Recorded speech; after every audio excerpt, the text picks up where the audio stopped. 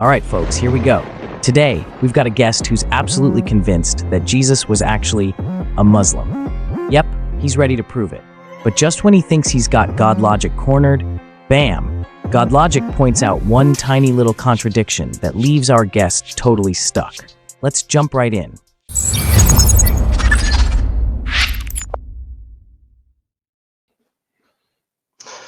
So, I would like to give I guess an example first. When you're given like a toaster, right? Let's say a unmantled toaster, and you have to put it in your house. It comes in a box, and you open up the box, and you don't know how to put the toaster together, right? The book that comes with that box, what is it called? I don't know. Well, then this is going to be a hard conversation if you don't know what a manual is. Do you know what a manual is? Sometimes. It's going to be a very hard conversation.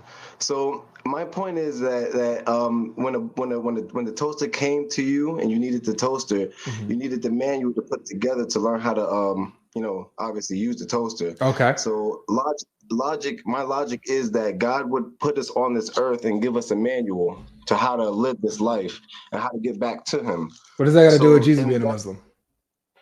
Oh, let me get there. If you want me to, if I can get there. Yeah, please, straight. I'm a straight shot guy, man. I like to be straight to the point. So if you can, let's get straight to the point of Jesus being a Muslim. How are you going to prove that to me? Well, if I can explain that, I need time to explain. Like, unless you have somewhere to go. Okay. So this is how I am. I'm very like. I like to be straightforward. I like to be to the point. And just really quick, like the extra like explaining of what we're not talking about is not what I need or what the people need here. Well, I want you to explain as long as you're explaining the topic and the question asked.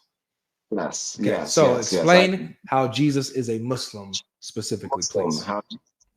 Specifically, because when God sent revelation to us, he sent revelation in forms of books, and he also sent these books to these men, and these men were prophets and messengers, including Jesus, starting from Adam and ending with Muhammad. All these men came with the same message, and that message was that there's only one God. Pray to one God. Is that what makes you a Muslim? To submit to the will of one God, yes. Thank you. All right. See, that's all you had to say. All you had to say is being a Muslim is submitting to one God. And Jesus submitted to one God, so he's a Muslim. You see how quick that was? You know, and not a shot to you. I'm just saying, you're right. Yeah, moving forward, let's try to be straight to the point. You know what I'm saying? Because we understand everything. Okay. So no, it's all good. It's all good. All right. So let's deal with this. So believing in one God, submitting to one God, that makes you a Muslim. All right. So let's say I say that I believe in one God and I submit to one God. Okay. But the one God that I say I submit to happens to be a statue in my closet. Am I a Muslim? No. And why is that? I submit to one God. I believe in one God. How am I not a Muslim? Because if you're a Muslim, we believe in monotheism, and if you believe, you have to know it. It comes down to knowing what a God is, because anything could be a God, correct? You can call anything a God. Anything, but when it comes down to Islam, it talks about the true God. There it is. Yes, we're getting there. We're getting there. All right. So when you So you have to submit and believe in the one true God in order to be a Muslim. You can't just call anything a God and say you submit to that thing and be a Muslim, because that's not the. I got you. All right. See, now we're going somewhere. So it's specifically the true God, and this true God is, you find him in Islam, right? His description and his characteristics in Islam. Right. I want to just add into that what you just said right there, because some people will get it twisted. So at the time of Abraham, his followers, those people followed him at his time. At the time of Moses, his followers, people followed him at the time of his time. We are the last. There's no more prophets and messengers. The last prophet and messenger, we follow him. That's why we followed the last prophet and messenger. I have no problem with that, brother. See, and that's no problem. Just specifically, you find, but I didn't need that. I didn't need that clarification, man. I didn't ask that. We didn't need that. So to submit to the one true God, it's the true God that is described in Islam. Is that correct? Yes. So Allah of Islam, specifically, the one who is not a trinity, right? He's absolutely one in his essence. Is that correct? Yes. All right. Absolutely. He has no partners, no companions, right? Right. He is not a father in any sense to anyone. He has no children, no offspring, right? Right. Okay. So this is the true God that Islam describes, that you have to believe in and submit to in order to be identified as a Muslim. We're on the same page? Right. All right, cool. Yes. All right. So now here's phase 2. So phase 1, we identified which God you're talking about. Phase 2 is showing that Jesus submitted and believed in the God that we just described in Islam. Not a father, right? No partners, not a trinity, absolutely one. Show that Jesus submitted to that God. Correct. So what you got? You're asking me to. Yeah. So yeah, it's your turn. You could show me that Jesus submitted and believed in that God. So in the Bible, and I'm not a Christian, so I can't point you directly to the source, but there's proof of some people or some Christians quoting in the Bible. It says that Jesus put his head to the floor, just like the Muslims. Yeah, matter of fact, I have the reference like literally right up here for you. Want me to read it? If you want to, but you go ahead. If you want to, go ahead. Okay. Go ahead. Yeah. All right. So it says. This is actually one example. I would say one example. Okay, that's cool. We'll do it one at a time. Okay. So yeah. I'm talking about this one. Just with this one right now. Okay. Just this one right now. Fair enough. So if he was a god, right? Well, this isn't about him being God. This is just him being a Muslim. Did he have the correct beliefs to be a Muslim? That's all we're talking about. So it says here. Okay. And he withdrew from them about a stone's throw, and knelt down and prayed, saying, Father, if you are willing, remove this cup from me. Nevertheless, not my will, but yours be done. So here he kneels down and he prays, but remember how we said it matters who you're praying to. It matters who you're saying the true God is. Here, Jesus is praying to his Father. He says the Father, yes. Is that Allah? Yes, he's referring to Allah in that sense, yes. So Allah is the Father of Jesus? So can I rebuttal this? Sure. So answer it and then explain. Is Allah the Father of Jesus? Yes and no, and then go ahead and expound. So is he the Father of Jesus? No. Okay. Is he the Father of us? Yes, in a sense of if you have a close friend and you say, hey, what's good, son? Like you say, what's good? Like, that's my son right there. That's my son. That's not your physical son. Mm-hmm. Meaning that God, we know in our logic that we have to have a male and a female to have a child. You're trying to say, or people are trying to say that God had a child, physical child. Nobody says that. No Christian says that, but go ahead. Most Christians do say that, be honest. There's not a single Christian that says that God had a physical child. He's not a physical being. No Christian says that. It's not in our doctrine. There's different doctrines, aren't there? No. So there's only one denomination of Christianity. There's only one belief, and if you believe something else, you're not a Christian. Denominations. Are there multiple denominations of Christianity? Yeah, and these different denominations have the same. Hold on, brother. You're not listening.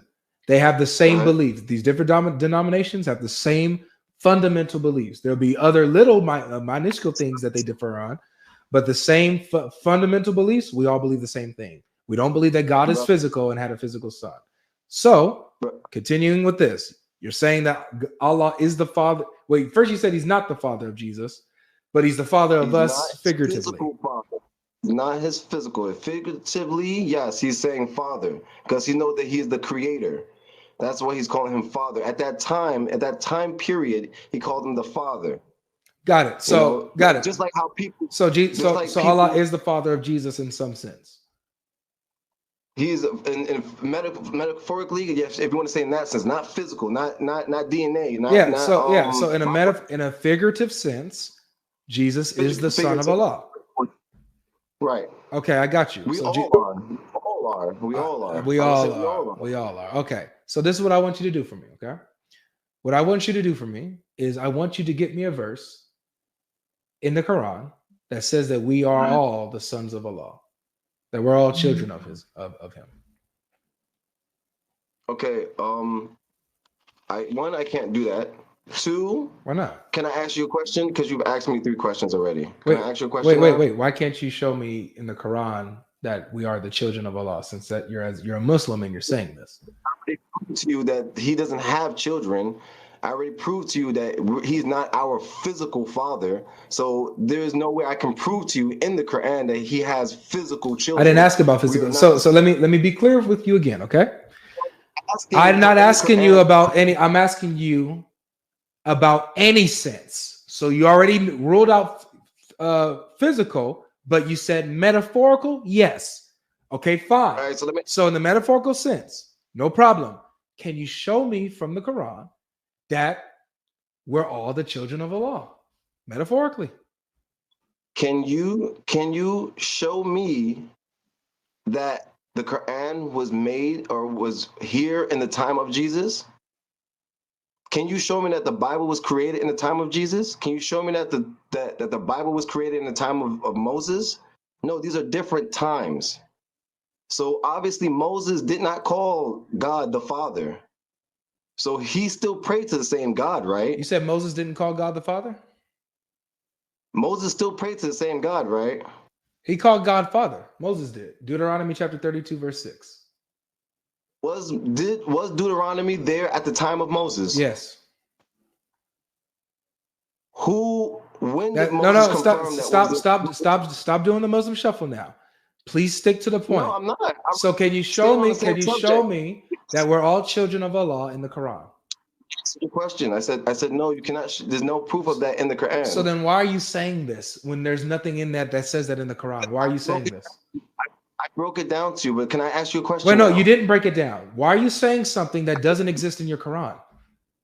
Break it down again. Wait, are you allowed to make up stuff that the Quran doesn't say? No. So then you're innovating. You're making stuff up. No. Okay, so if the Quran doesn't say that Allah is a father or that he has children in any way, shape, or form, then why are you saying that he is a father in some sense, in a metaphorical sense, has children in a metaphorical sense when the Quran doesn't say that? Why are you doing that? I'm telling you why Jesus, you asked why Jesus, this was the topic, prove Jesus was a Muslim. We're not talking about the Quran and other things. We're talking about Jesus, right? We're talking about Jesus. So I told you can you be a Muslim? Can you be a Muslim and go against the Quran? Was the Quran in the time of Jesus? Does the Quran have the same fundamental values that Jesus would have? Brother, you asked me so many questions. Can I ask you a question? No, this is, dude, if you can't deal with this, then you might as well just drop. You might as well drop. If you can't deal with this. You're not answering all the questions. You're not answering all the questions. Have some self-awareness. So relax. Have some self-awareness. Next question. Does Jesus have the fundamental values that are in the Quran? Yes or no?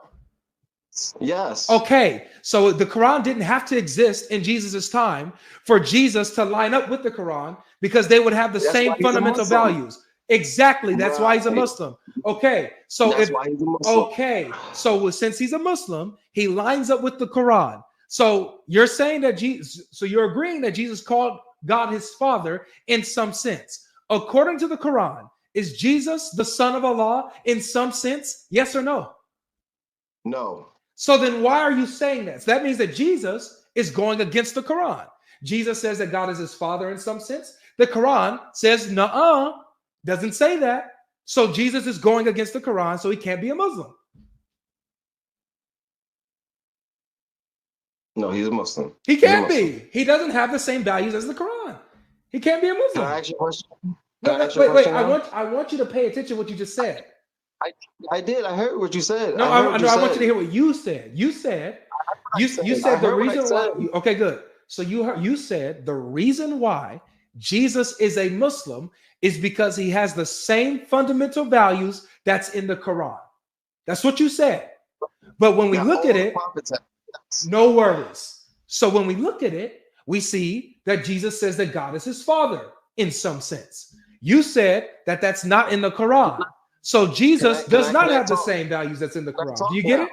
Can I talk now? Can I talk now? Go ahead. Thank you. Go ahead and talk. Go ahead and talk in the comment section. You're done here.